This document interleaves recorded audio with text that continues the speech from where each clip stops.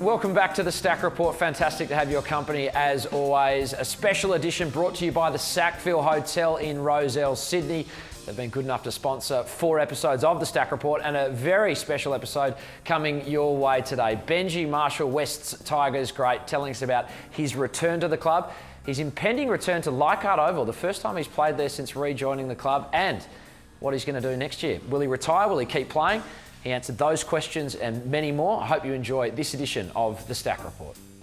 Well, it's a warm welcome to the Stack Report to Benji Marshall. We're at the Sackville Hotel. How are you going, Benji? Very good. I'm not happy with the Stack Report, though. What do you mean? You wanted the Marshall Report? Yeah, that's better. Okay, we can call it the Benji and Stack Report for this episode if you like. Oh, Stack's on. We've already got a special being at the Sackville, good enough to sponsor us. The last time I was at this establishment with you was on Anzac Day.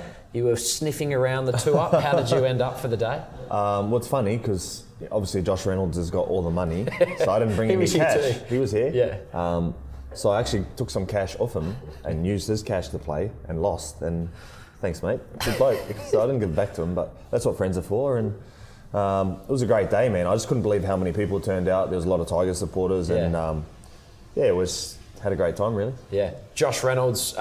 Obviously, you haven't played with him until this year. He hasn't been, unfortunately, playing a lot of footy. But how's that friendship going? You guys, really good. Well, they call him a grub for a reason, right? On the field, he's more of a grub, but off the field, he's the complete opposite. Like he's just so genuine, so friendly, and do anything for you. And what I've really noticed is he really brings people together. And with our team throughout the preseason, he was just so competitive and so awesome to work with. And just his effect he had on the younger guys and making them realise that you fight for each contest. And I think for our team, he set sort of standards for us to adhere to, and we just can't wait to have him back on the field. Yeah, it must be so. You've been in that sort of phase before where you're just injured and you can't get a run at it. How frustrating is it? Yeah, well, I talked to him a bit, and I know for a fact that it's hurting him quite a bit. Obviously, come to a new team, the expectations are high for you to, produce, and obviously not being able to play a lot of footy, you don't get that opportunity. So his time will come though, and we're going through a period now where it's been a bit tough with a couple of losses, so we're going to need him back pretty soon. Yeah. I also wanted to touch on the fact I couldn't believe the reception that you and Joshy were getting here. Like the Tigers community in Rozelle and Balmain, like it was just phenomenal to see the fever. How much are you enjoying being back in the Tigers honestly, community? I couldn't believe it either. Obviously going away and then coming back, you just don't know how that's sort of going to go. Yeah. And so you actually thought maybe they won't welcome you back? I don't know. I already had sort of guilt about leaving before, so it's, I don't know, you don't know what people are thinking or how they're going to react. And to be honest with you, everyone's been unbelievable, so welcoming and so warming. And, for me personally, to see the reaction is just, I think it's really helped my game lift and sort of give more to the jersey. And, I think because our team's going so well, it's lifted the spirits of all our supporters too after the last couple of years of a bit of struggle on and off the field. Yeah. How would you describe the way that they've reacted to your return to the club? Pretty emotional. Yeah. For myself and for them. And what's been interesting is seeing a lot of old faces that were there when I was there before, growing up now. The kids who were kids back in 2013 when I left, and now sort of 18, 19, and seeing them growing up, and and then seeing all the next generation of kids coming through. It's been a bit of a spin out, and for me, it's just, I've just embraced every moment, and while it's good, just enjoying it. Yeah. The bright start to the season, I know you guys have had a tough few weeks here, but the bright start to the season caught a lot of people by surprise when you were sort of building through the club internally. Did you see it coming? I wouldn't know what to expect, to be honest. I think everyone sort of wrote us off the early rounds of the competition, and I think we're just in the stage where we're setting foundations of building our season, and we set some standards pretty high pretty early and had some success, and then we probably let those standards go the last couple of weeks, and the reasons you lose. So if we adhere to the standards we set, it goes a long way towards us winning and playing well. And our first game back at home this week, we need to make amends to that. You talk about your first home game. It's the first time you've actually played at Leichhardt since you left all those years ago from the Tigers. Obviously, the spiritual home of the Tigers, from the Balmain side of things. Yeah. What are your emotions like this week going into playing there? I tried not to think about it, but thanks for reminding me. I try not to let the emotion get the better of me now in games. Like sometimes you can expend a lot of energy emotionally, and I've done that before. Invested so much emotional energy that when the game time comes, you're just exhausted from it. So I'm trying not to think about it, but it will be pretty special.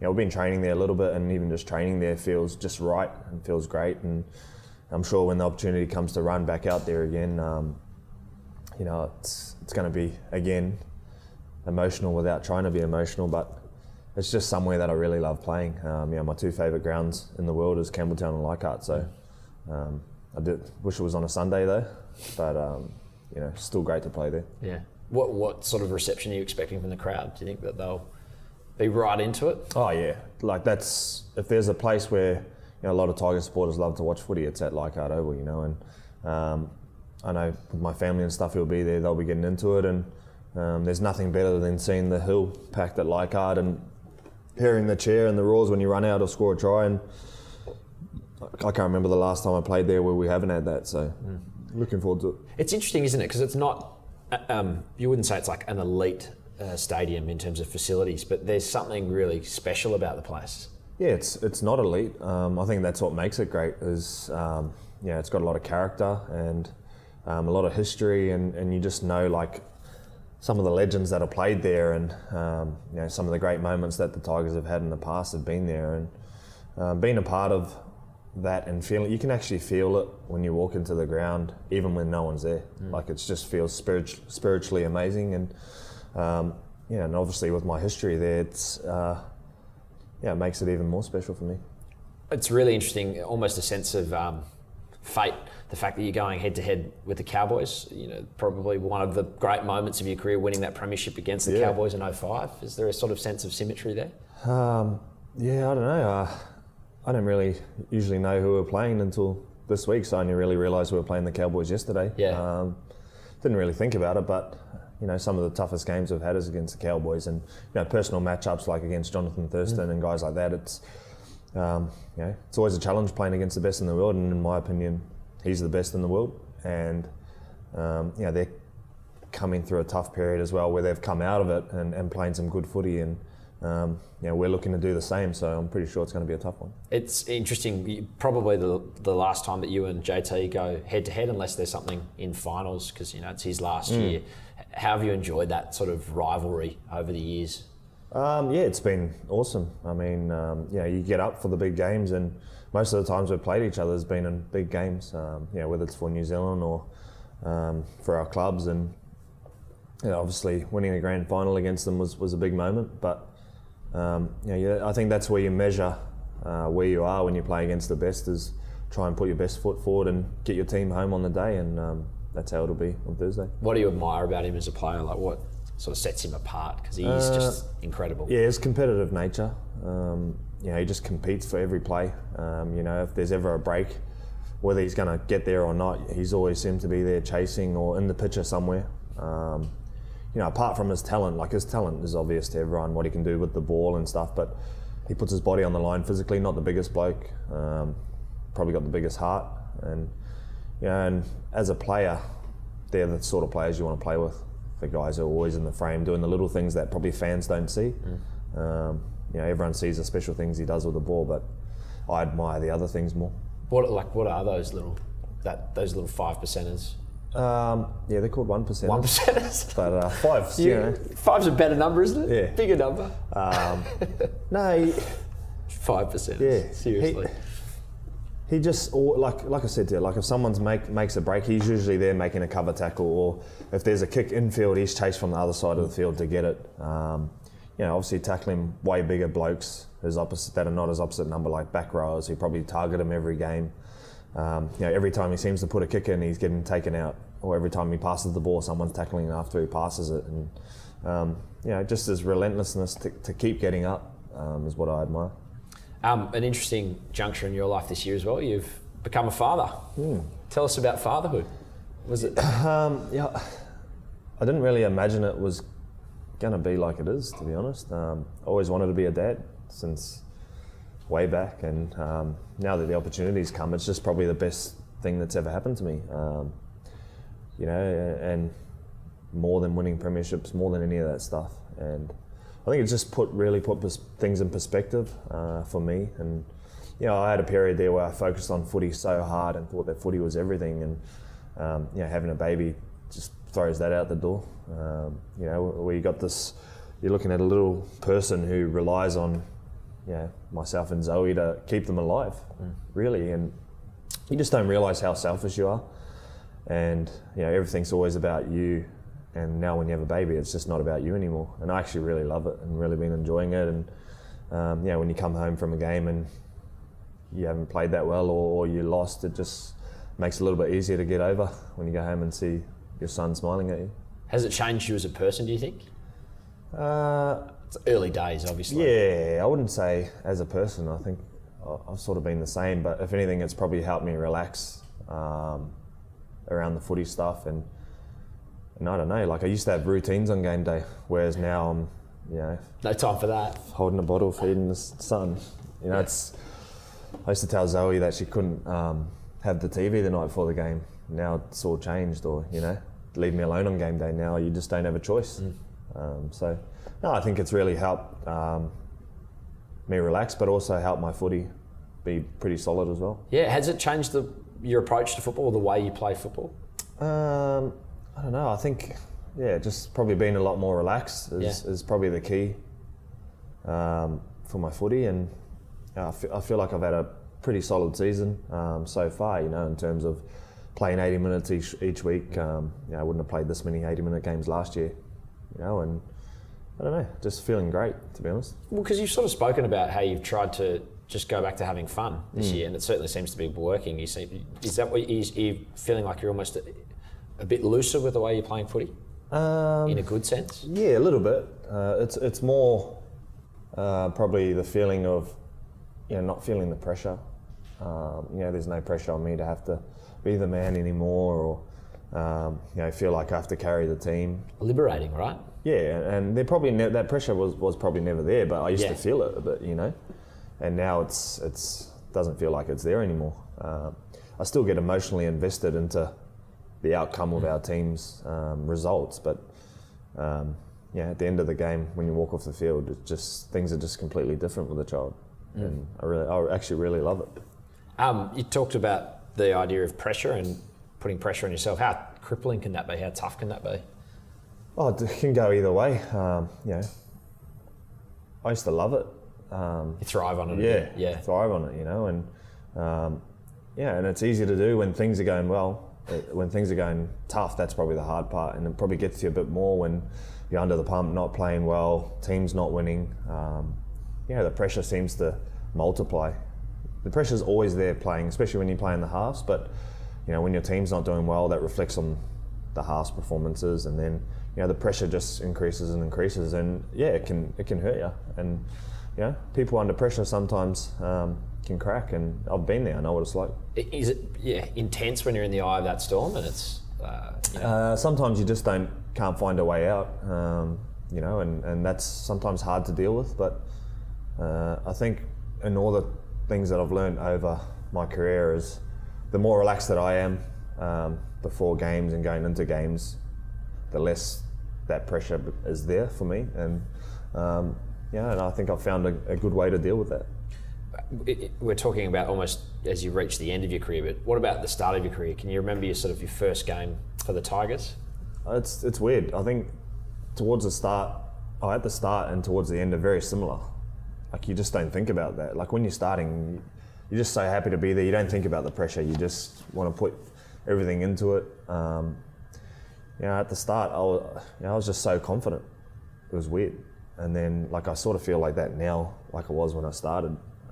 Almost come full circle. Yeah, a little bit. Yeah. But not only that, like being back at the Tigers, I think has really helped me, you know, play with a lot more passion, and really just put in each week. Like, I don't know if this is going to be my last year or not, but you know, if it is, I want to go out, you know, giving everything. You talk about it potentially not being your last year. I mean, you're playing really good football. There's no reason why you couldn't continue going. You wouldn't think. I know. Physically, I probably could, but as you get older, like, it gets a little bit harder to recover from games.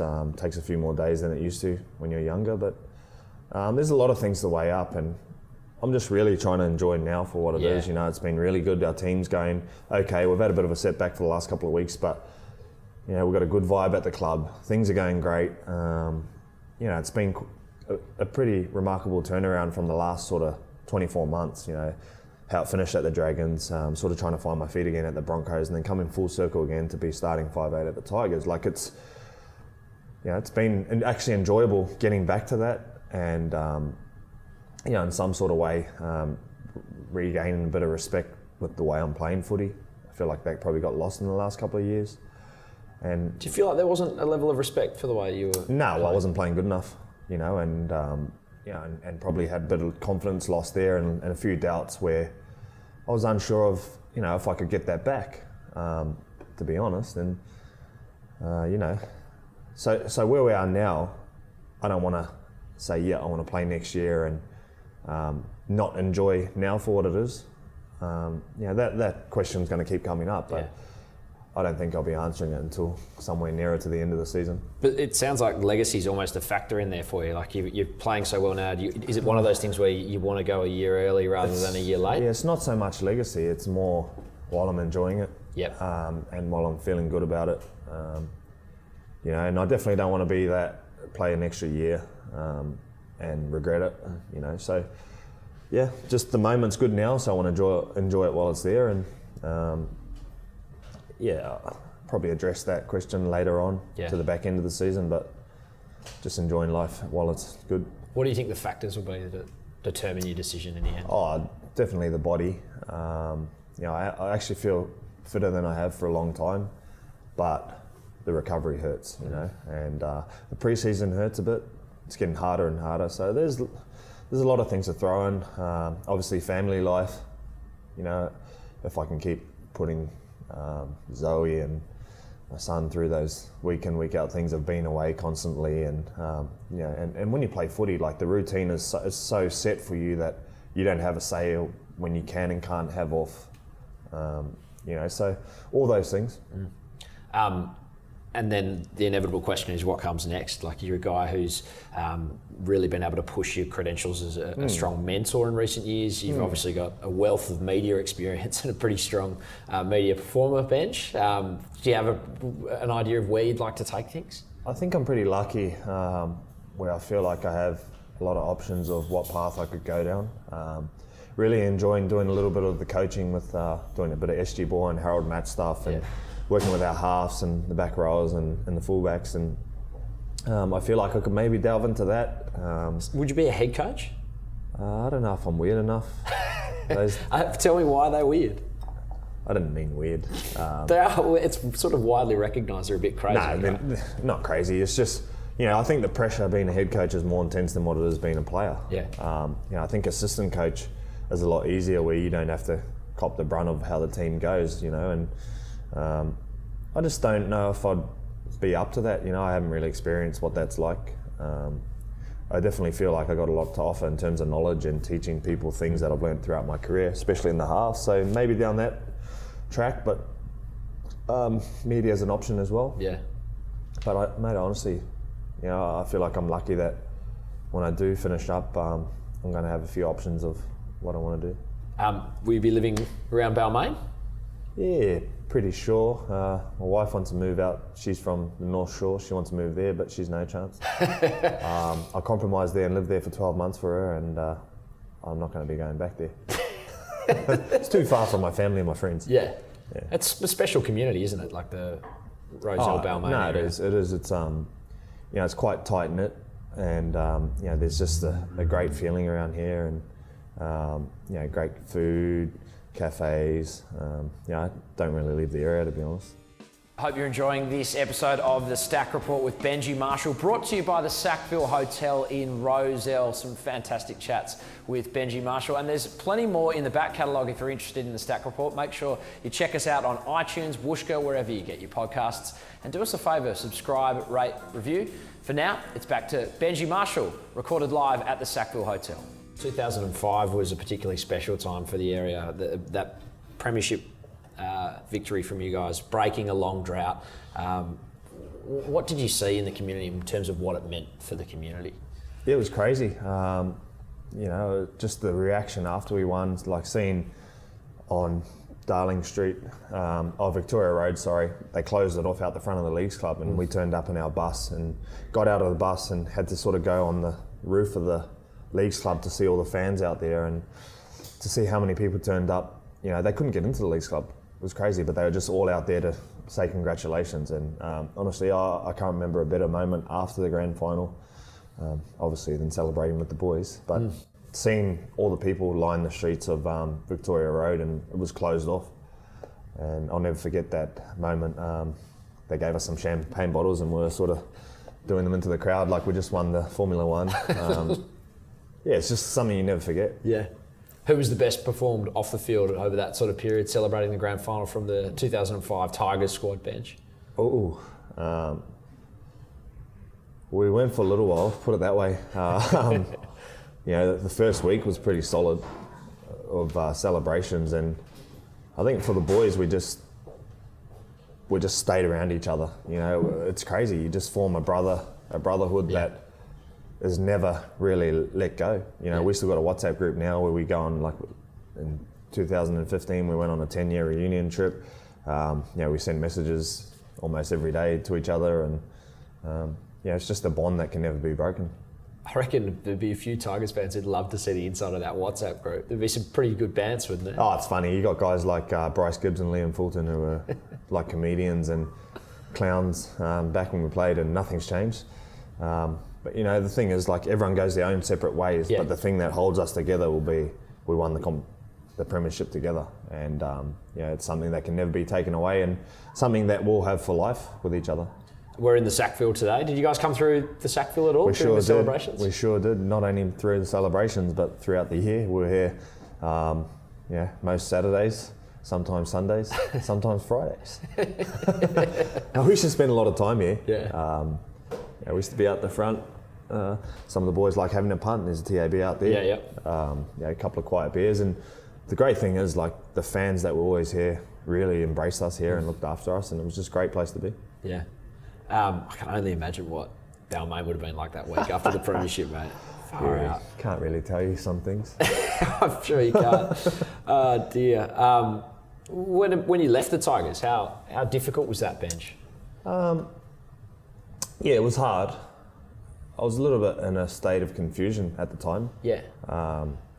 Obviously the club sort of told me that I wasn't going to be in their plans moving forward, and it's sort of hard. When you're not wanted somewhere, it's pretty hard to be there. Yeah. Right. So I made the decision that, okay, well, I can't stay here. But at the time, I didn't want to play for any other NRL clubs. So that's why I moved to rugby union. And, to be frank, like, that was the best thing I did, because I think, in the last couple of years at the Tigers, probably got a bit comfortable, and a little bit probably, what's the word? Complacent? Yeah, that's it. Yeah. Yeah, see, you must have been watching. And just, I just needed a change.